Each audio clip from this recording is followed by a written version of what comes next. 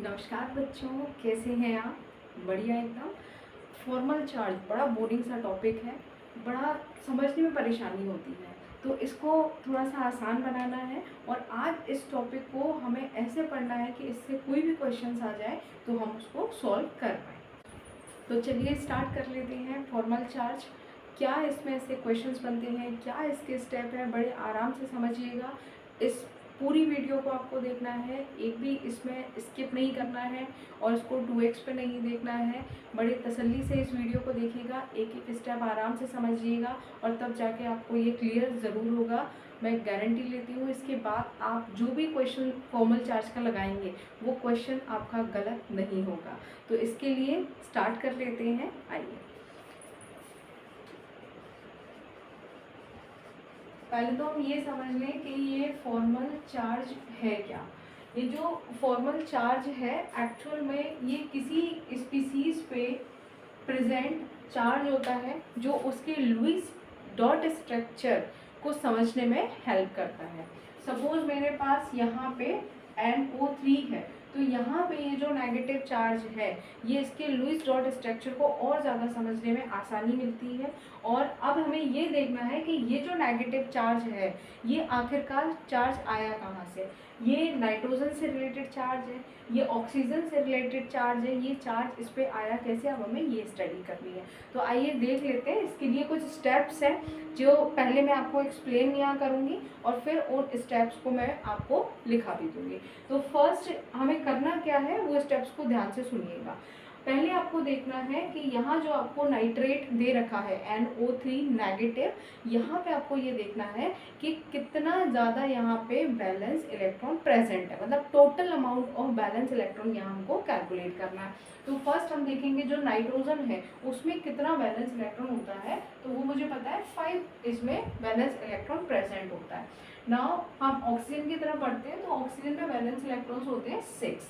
कितने टाइम्स हमको दे रखा है, तो यहाँ पे 3 टाइम्स हमको दे रखा है।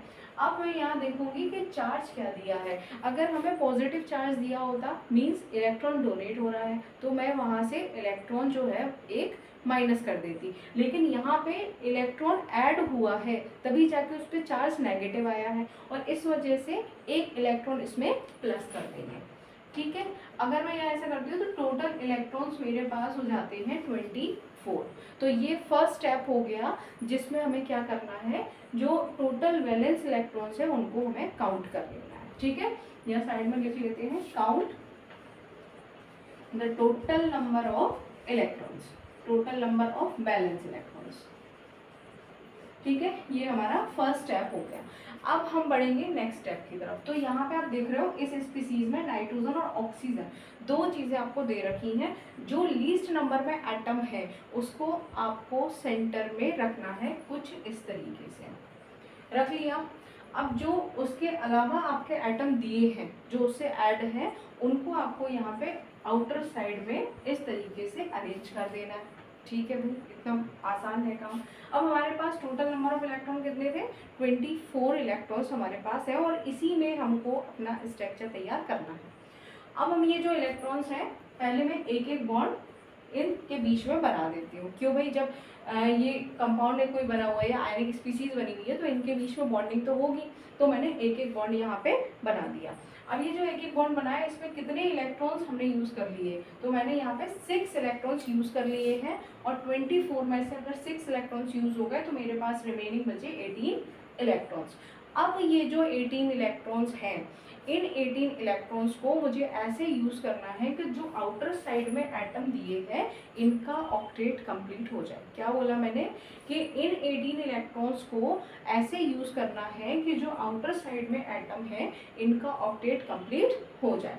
तो आइए इसको ऐड कर लेते हैं। यहाँ पे मैंने यहाँ पे ऐड करवा दिए ये इलेक्ट्रॉन्स, कितने ऑक्टेट कंप्लीट हो गया ऑक्सीजन का। और मैं अब इसको यहाँ भी ऐड करा देती हूँ। मेरे पास टोटल कितने हैं, 18 इलेक्ट्रॉन्स हैं और मैंने 6 को यहाँ 3 जगह डिवाइड कर दिया। ठीक है, 6 6 और 6 18 इलेक्ट्रॉन्स हो गए। अब मेरे पास इलेक्ट्रॉन्स नहीं बचे हैं। अब ये एक प्रॉब्लम तो सॉल्व हो गई कि ऑक्सीजन के ऑक्टेट हो गए कंप्लीट। अब मुझे देखना है क्या जो सेंटर में एटम है उसका भी ऑक्टेट कंप्लीट हुआ है। तो देखते हैं 1 2 3 4 5 6, नहीं, अभी नाइट्रोजन का ऑक्टेट कंप्लीट नहीं हुआ। तो अब इसका ऑक्टेट कंप्लीट करने के लिए क्या करें, इलेक्ट्रॉन्स तो हमारे खत्म हो चुके हैं। अब हम क्या करेंगे, ये जो ऑक्सीजन पे लोन पेयर है इस लोन पेयर को हम as a double bond convert कर सकते हैं। जैसे मैंने यहाँ से ये हटाया और मैंने इसको यूज कर लिया एज अ डबल बॉन्ड। क्या इससे ऑक्सीजन के ऑक्टेट पे कोई फर्क पड़ा, देख लेते हैं 1 2 3 4 5 6 7 8, नहीं, ऑक्सीजन का ऑक्टेट अभी भी कंप्लीट है।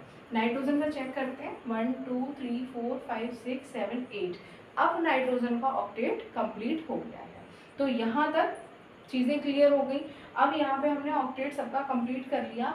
अब बारी आती है फॉर्मल चार्ज की। तो फॉर्मल चार्ज के लिए यहाँ पे एक फॉर्मूला है जो आपको यहाँ पे अप्लाई करना पड़ेगा। वैलेंस इलेक्ट्रॉन्स जितना भी है minus lone pair electrons minus half bond pair electrons. ठीक है, मेरे पास यहाँ पे 4 एटम्स दिए हैं जिनमें से 3 ऑक्सीजन है और 1 नाइट्रोजन है। मैं एक एक करके सारे ऑक्सीजन पे चार्ज निकालूंगी, देन में नाइट्रोजन पे चार्ज निकालूंगी। अब ऑक्सीजन में कंफ्यूजन ना हो इसलिए मैं यहाँ पे first oxygen, second oxygen and third oxygen यहाँ मेंशन कर देती हूँ। ठीक है, चलिए अब इसके बाद मुझे क्या करना है, एक एक करके फॉर्मल चार्ज निकालना है इस फॉर्मूले की हेल्प से। तो मैं फर्स्ट ऑक्सीजन के लिए यहाँ फॉर्मल चार्ज निकाल रही हूँ। फर्स्ट ऑक्सीजन के लिए वैलेंस इलेक्ट्रॉन्स ऑफ ऑक्सीजन कितना होता है 6, लोन पेयर कितना प्रेजेंट है 1 2 3 4 5 6, मैंने यहाँ पुट कर दिया 6, हाफ बॉन्ड पेयर इलेक्ट्रॉन्स मतलब बॉन्ड बनाने में कितने इलेक्ट्रॉन्स यूज हुए हैं तो वो यहाँ पे दिया है 2। ठीक है, मैंने यहाँ रख दिया 2। अब जरा निकालो चार्ज, 2 से 2 हो गया 6 प्लस 6 माइनस 6 कैंसिल आउट हो गया, क्या चार्ज बचा -1, मीन्स इस ऑक्सीजन पे -1 चार्ज प्रेजेंट है। ओके, अब मैं सेकेंड ऑक्सीजन पे निकाल रही हूँ। तो कंडीशन देखो सेकेंड की भी वही है जो फर्स्ट की थी, तो हम यहाँ भी चेक कर लेते हैं। Oxygen balance electron 6, lone pair electrons also 6 and bond pair half bond pair में कितना यूज हुआ है 2 इलेक्ट्रॉन्स, तो यहाँ भी हमारे पास -1 चार्ज ही निकल के आ रहा है। अब बात कर लेते हैं थर्ड ऑक्सीजन पे कि इस पे कितना चार्ज आएगा।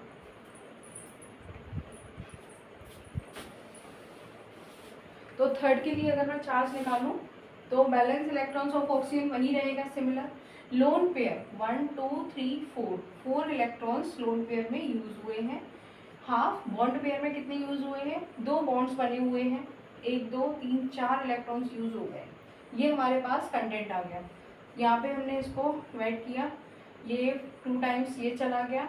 अब यहाँ पे 6, ये -4 और ये -2, तो यहाँ पे -2 -4 -6 एंड +6 इज 0, मीन्स इस ऑक्सीजन पे कोई चार्ज नहीं है, इस ऑक्सीजन पे कोई चार्ज नहीं है।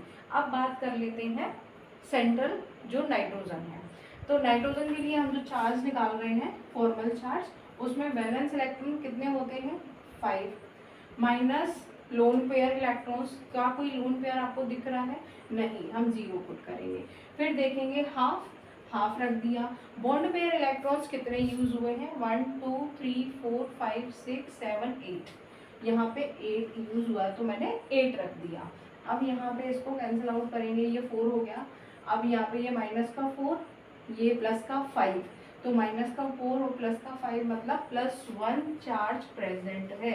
अब यहाँ पे आप देख रहे हैं जो नाइट्रेट आयन है उस पर एक नेगेटिव चार्ज है और यहाँ पे हम देख रहे हैं तो 2 नेगेटिव और 1 पॉजिटिव चार्ज है। मीन्स अगर इसको कैलकुलेट करें तो ओवरऑल स्पीसीज पे हमारे पास 1 नेगेटिव चार्ज बचेगा क्योंकि 1 पॉजिटिव 1 नेगेटिव को न्यूट्रल कर देगा। ठीक है, 1 पॉजिटिव 1 नेगेटिव को न्यूट्रल कर रहा है और हमारे पास क्या बचा -1 चार्ज, और वही चार्ज यहाँ पे आया है। तो आपको क्लियर हुआ कि ये जो माइनस चार्ज है नाइट्रेट पे वो कैसे आया, वो हमने यहाँ कैलकुलेट कर लिया फॉर्मल चार्ज की हेल्प से। अब हम इसका जो देखेंगे वो देखेंगे इसका रेजोनेटिंग स्ट्रक्चर। तो देखते हैं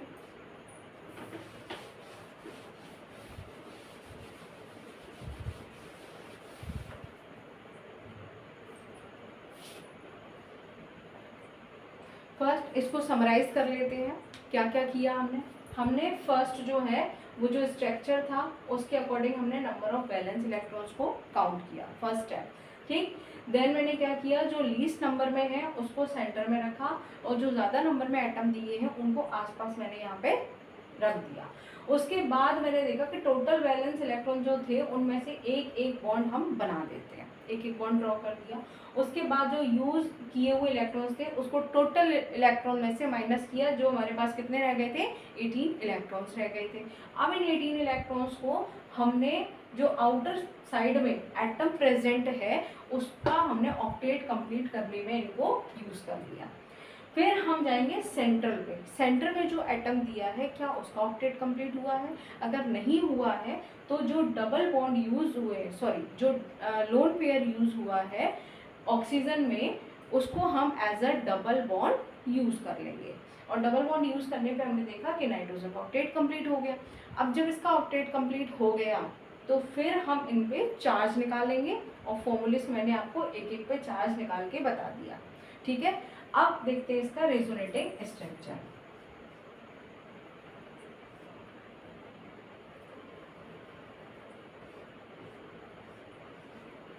देखिए जरा इस स्ट्रक्चर में आपको क्या दिख रहा है, एक ऑक्सीजन पे डबल बॉन्ड है, बाकी दो सिंगल दिख रहा है। तो एक पे मैंने किसी पे डबल लगा दिया और बाकी दो पे यहाँ पे इस तरीके से ये चार्ज आ जाएगा, ठीक है।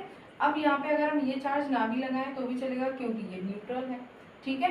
अब हम बात कर लें जरा नेक्स्ट इसके रेजोनेटिंग स्ट्रक्चर की। ये डबल बॉन्ड इस ऑक्सीजन पे भी हो सकता है, ये इस पे भी हो सकता है, तो क्या हम इसको ऐसे नहीं बना सकते, इस तरीके से बना सकते हैं। फिर इसके बाद एक और स्ट्रक्चर होगा जिसमें नाइट्रोजन के इस ऑक्सीजन पे डबल बॉन्ड होगा और बाकी इन दो पे नहीं होगा। अब इन तीनों का समराइज करके एक हाइब्रिड जो स्ट्रक्चर बनता है वो कुछ इस तरीके से बनेगा, जिसमें तीनों ऑक्सीजन पे डबल बॉन्ड होने के चांस है। ये डबल बॉन्ड, ये जो डॉटेड लाइन मैंने बनाई है ये क्या शो करेगी कि डबल बॉन्ड वहाँ पे प्रेजेंट हो सकता है। और टोटल ओवरऑल स्पीसीज पे कितना चार्ज है, -1, तो ये हमने लगा दिया।